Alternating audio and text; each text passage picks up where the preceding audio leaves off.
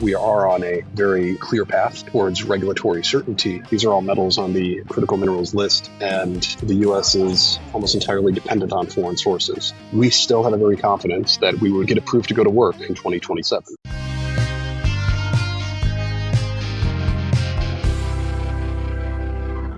Welcome back to Rockstock Channel. It is Thursday, November 20th, and we're back with Craig Shesky, the CFO of the metals company, who is in Los Angeles concluding Benchmark Minerals Week, which I'm having major FOMO for not being at for the first time in several years, as I was in London instead at the 121 Mining Conference.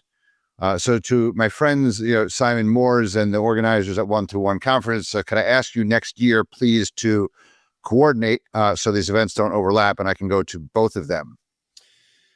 Somewhat timely today is that Dmitry Silversteyn of Water Tower Research, who we interviewed last month, just published an update today on TMC following their Q3 results last week. If you'd like to receive this note, please feel free to reach out to us at rockstockchannel@rkequity.com, and I'll make a few comments about that note in a second. But before we begin, we'd like to thank our sponsors, Lithium Royalty Corp and USCF Investments. Lithium Royalty Corp, traded on the Toronto Stock Exchange, ticker symbol LARC, holds more than 30 royalties on hard rock and brine lithium projects around the world, including Core Lithium in Australia, Sigma Lithium in Brazil, and the Trey Q and Mariana projects now operated by Zijin and Ganfeng in Argentina. And USCF Investments has been a pioneer in commodity ETFs for nearly 20 years. Their 15 funds include single commodity exposure, broad diversification with SDCI, and thematic strategies such as ZSB for battery metals and USG for gold with income. To learn more, you could watch our inaugural episode with their CEO, John Love, here on Rockstock Channel, and visit uscfinvestments.com. And please note that my advisory firm, RK Equity, is an advisor to and holds equity interests in the metals company. But we are not, of course, financial advisors, and this video is for informational purposes only and should not be considered investment advice. Please do your own research and read the disclaimer at the end of this video. So briefly, Dmitry on LinkedIn today basically said, Craig, with over 100 million in cash on hand and the possibility for 430 million plus that could come in from existing warrants, many which are at, I think, $11 plus strike price if they're exercised, and because TMC is not in immediate need of funds, perhaps for the first time, going public, the company has enough capital to hold up its end of 50-50 cost splitting with Allseas on upgrades to the Hidden Gem vessel and associated collectors and risers, putting it on track for commercial production in Q4 2027. So that's just a brief overview. Again, the metals company is a pioneer in the seafloor mining space. We've interviewed Craig numerous times. I'm going to presume a number of our audience is relatively familiar with the metals company, but if not, please go back and watch some of those videos. So, Craig, welcome back. If you could just share a little bit of the vibe, so we could live vicariously through you. What's the sentiment like, at Benchmark, but also you were on a panel, and tell us about, that panel yesterday. Yeah, well, it's a pleasure to be here, and sorry for the background noise, but it is very well attended. That's always great to see. Look, I spoke on, really a workshop for deep sea mining a couple of years ago at this Benchmark Week, and it's night and day in terms of the number of attendees at this year's panel, as well as the interest, whether it's from investors, battery makers, automakers, at this conference in deep sea nodule collection. So the vibe is great. Obviously, a lot of names of the metal companies that are here, whether it's lithium, rare earths, nickel, copper, cobalt, manganese. A lot of the names have seen a pullback in some of their stocks in the last couple of months after a very precipitous rise. But despite that, I think people recognize the government is, open again. NVIDIA earnings, saved the day. And, it's a very, I think, a bullish outlook in the sector. As far as the deep sea mining panel, I had an opportunity to speak alongside former Secretary General of the International Seabed Authority, Michael Lodge, along with Dr. Megan Carr, who works with the Bureau of Ocean Energy Management underneath the Department of Interior. So they're in charge effectively for any of the U.S. permitting for nodule projects in territorial waters, whereas Michael Lodge is, in his role as the former Secretary General of the ISA, he was focused on nodule projects and other deep sea mining projects in international waters. So it was a good overview of the total global oceans in terms of resource extraction for the U.S. Bottom line, the takeaway from both of those experts and from me was that this is moving forward. And even Michael Lodge was quite clear in his commentary that what the U.S. is doing is not surprising. And this echoes some of the commentary that we made on our earnings call last Thursday. What we're doing is firmly in line with existing U.S. regulations put in place before the International Seabed Authority ever existed. So these regulations are clearly the law of the land. As Dr. Megan Carr noted, there are updates and streamlines and, some additional, expediting that can be done in the permitting processes. But this is all getting the requisite level of focus from the U.S. government. And what the U.S. government is doing is firmly in line with international law. That was the message from this panel yesterday. Okay, thanks for that overview, Craig. And, Rodney, why don't you dig in with some questions? Okay, great. Craig, good to have you back. At the end of October, it was reported that NOAA had sent the White House its draft deep sea mining rule that would consolidate the license and permit review process and provide for simultaneous issuance of seabed exploration licenses and commercial recovery permits. What does that practically mean for the metals company? Well, practically, I think it provides another path to potentially expedite the grant of our permit. But it doesn't change the fact that we are looking to get in production in the fourth quarter of 2027, even upon a sequential review of our exploration licenses, and then within the subset of those exploration license areas, a commercial recovery permit over our NORI-D area. If those reviews happen sequentially, we still have every confidence that we would get approved to go to work at some point in 2027.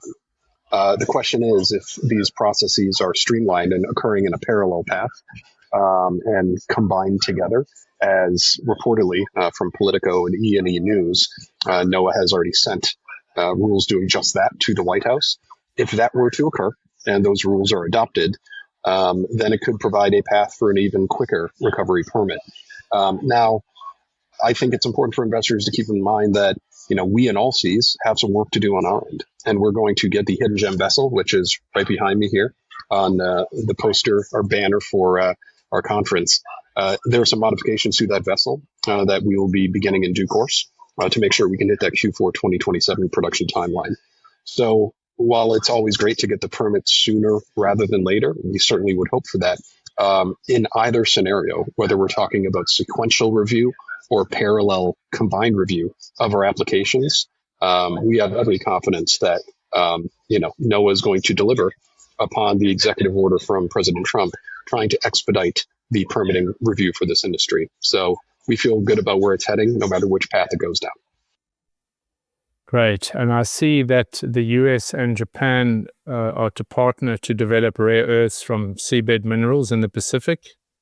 What does this signal regarding the US's intention to lead in the deep sea mining space? I think it shows they're taking it very seriously, and it's very helpful to see that the U.S. wants to take a approach with allies to help them develop areas in and around territorial waters as well as international waters. So it's very much an all of the above approach, and it shows a very cohesive and intentional strategy on critical minerals from this U.S. government. So we view it as positive. And, de-risking the industry overall, it's not just about, TMC de-risking through our collection tests and our test processing. And we've done all of those things with our deep-pocketed and experienced partners. But it's helpful to see others coming along as well. You don't want to be the first one through the door and then have the door shut right behind you. You want to make sure that this is an investable industrial ecosystem with a lot of credible players. And we're starting to see that.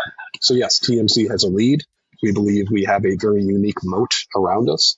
But seeing public or private capital continuing to flow in the space is good for everybody.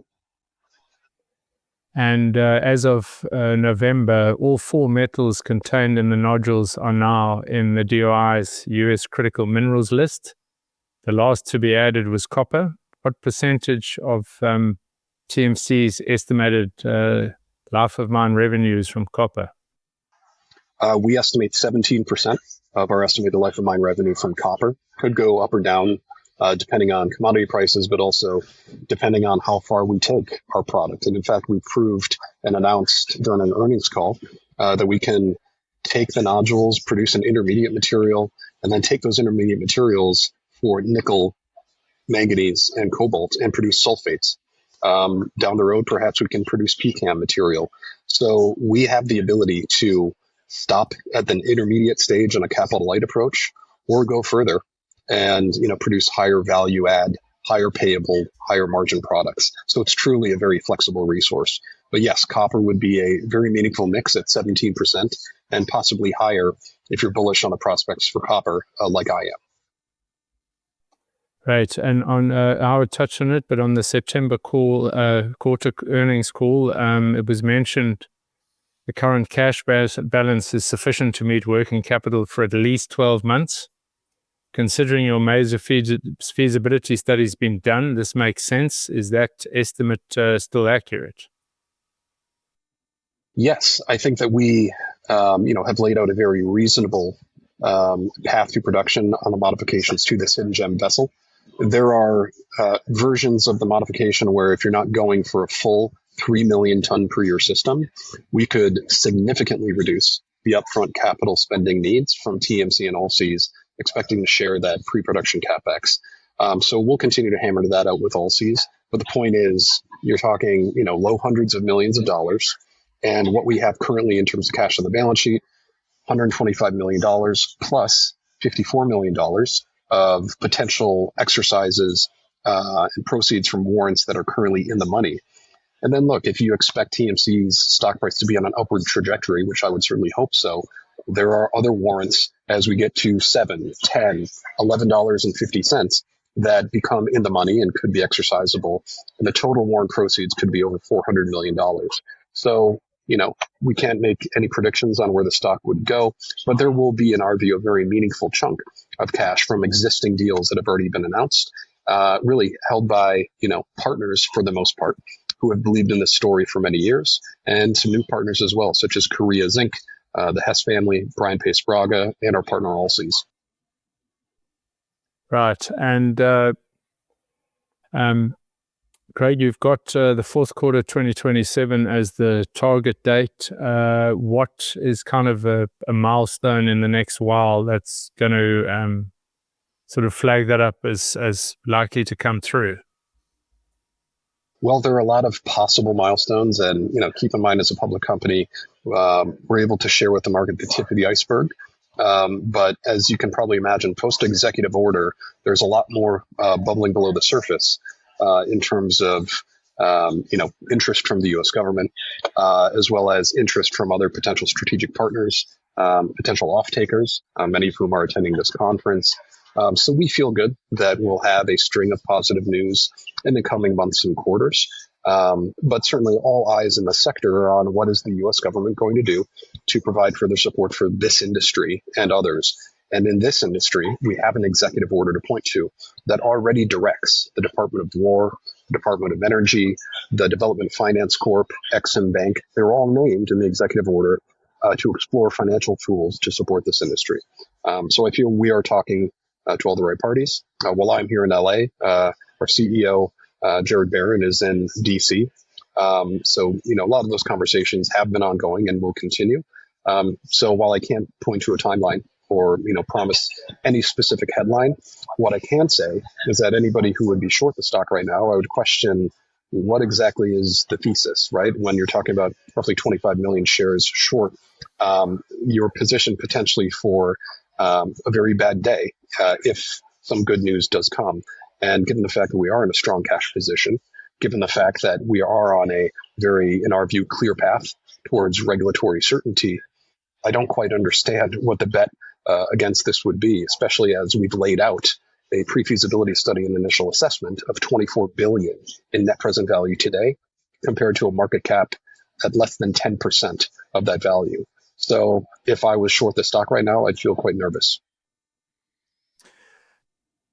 Well, we're been observing in the last few days in the lithium space some very significant short covering on the back of good price news, in the lithium space. It's a bit different dynamic, but it's impacting the U.S. listed names very significantly that have large short interest. I'd like to thank again our sponsor, USCF Investments, who have been making it easier to get exposure to commodities investments for almost 20 years. USCF's Sustainable Battery Metal Strategy Fund, ZSB, is designed to capture investment exposure to metals powering electrification, such as lithium, cobalt, copper, nickel, aluminum, and silver. To learn more, watch our inaugural episode with the CEO, John Love, and visit uscfinvestments.com.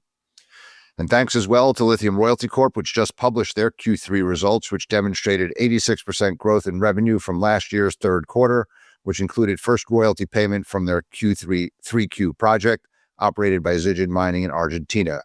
To read that press release, visit their website, lithiumroyaltycorp.com, and follow them on X at lithium_royalty.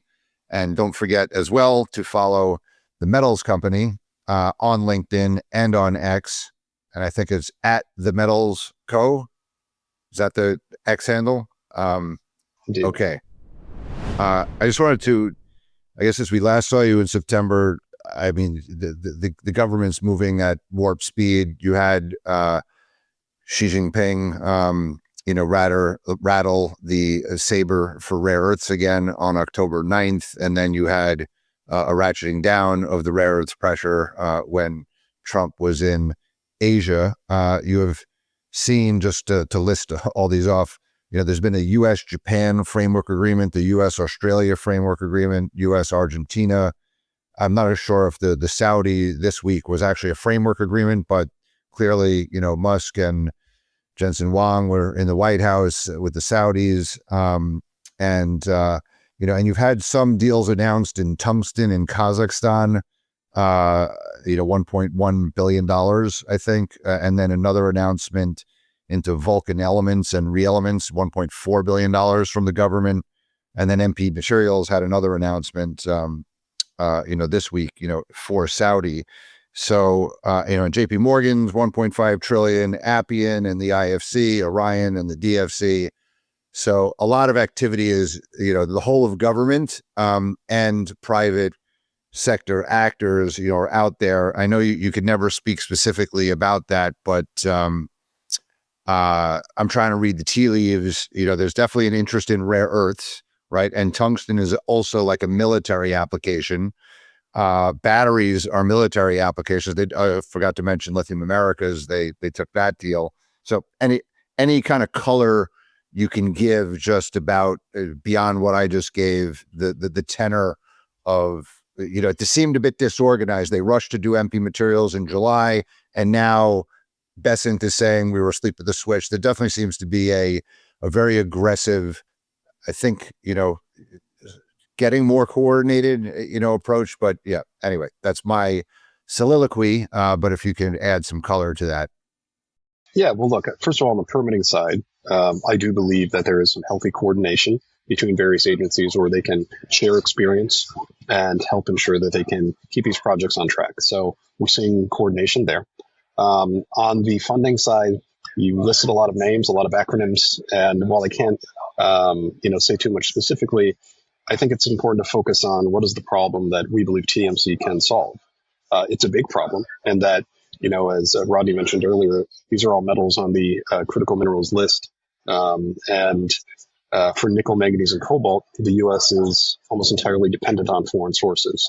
So all of the agencies that you mentioned, I think, are well aware that TMC can solve 3 of their big problems in one resource and provide, with 1 billion tons of nodules, over 300 years of manganese, about 200 years of cobalt, and about 100 years of nickel based on current consumption for the United States. So it's a very large resource, and it's, I guess, a nice way to solve a big problem by working with one particular company.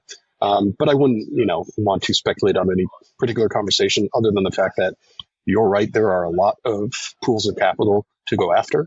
And, TMC is not going to just sit back and wait. We're not going to leave any stone unturned. And also, there is a recognition, I think, from the U.S. government that, they can provide support to the industry even as the permitting process is ongoing. So I hope that's the case, and we'll see what happens. Terrific. Thank you very much for taking time from the Benchmark Conference to share your thoughts. And we look forward to speaking with you and looking forward to upcoming updates. I know in the Q3 call, Jared said that, the news flow earlier this year was just like more than could ever have been expected in the company. So it's frustrating that it's been a little bit less in the last, short while, but it's not because you're doing an enormous amount of work beneath the surface, to use a bit of a pun there. So I'd encourage all viewers as well as reach out to us for the water tower research. You can go on Seeking Alpha, and download the written transcript from last quarter's earnings call. Pleasure talking with you both, Howard, Rodney, and I'll see you soon. Excellent. Thanks again, Craig. Safe travels back and have a great weekend. You too. Take care.